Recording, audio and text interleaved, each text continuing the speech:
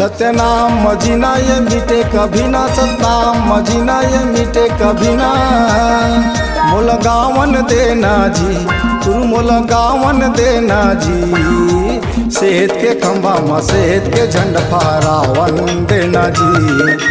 सेहत के खंभा में सेहत के झंड फहरावन देना जी। करत हो भक्ति दे देना शक्ति, करत हो भक्ति दे देना शक्ति। मत नवावन देना गा, गुरु नवावन देना गा। तोरे चरण में घसीदास बाबा फल चढ़ावन देना गा। तोरे चरण में घसीदास बाबा फल चढ़ावन देना गा।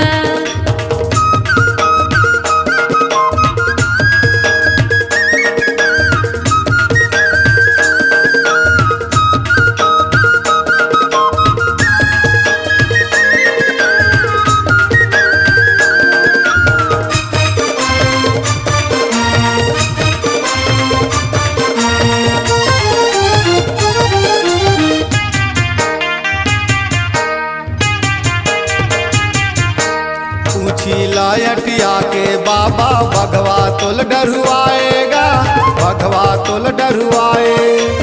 देख के बोला तहा बाबा मने मन मुस्काएगा, मने मन मुस्काए।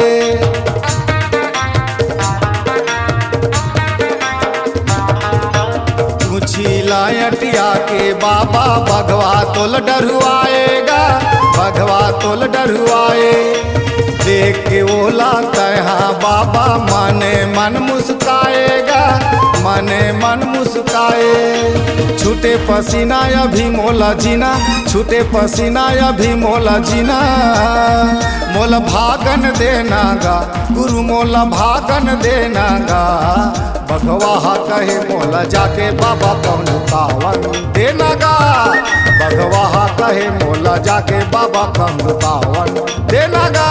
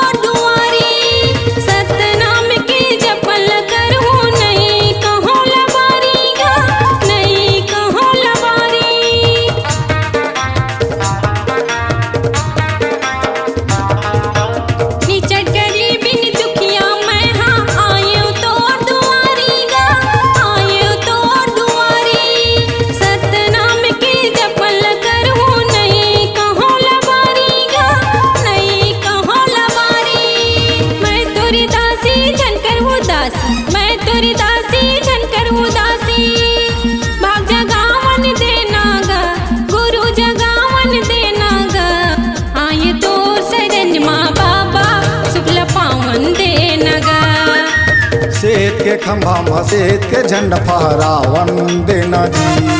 सत्यनाम मजीना ये मिटे कभी ना, सतनाम मजीना ये मिटे कभी ना। मोला गावन देना जी, तू मोला गावन देना जी। सेहत के खंभा में सेहत के झंड फहरावन देना जी। सेहत के खंभा में सेहत के झंड फहरावन देना जी। तोरे चरण में घसीदास बाबा फल चढ़ावन देना गा। सेहत के खंभा में सेहत के झंड फहरावन देना जी। तोरे चरण में घसीदास बाबा फल चढ़ावन देना गा। C-Log Digital Recording Studio, Cordoba. Contact number 99071192115.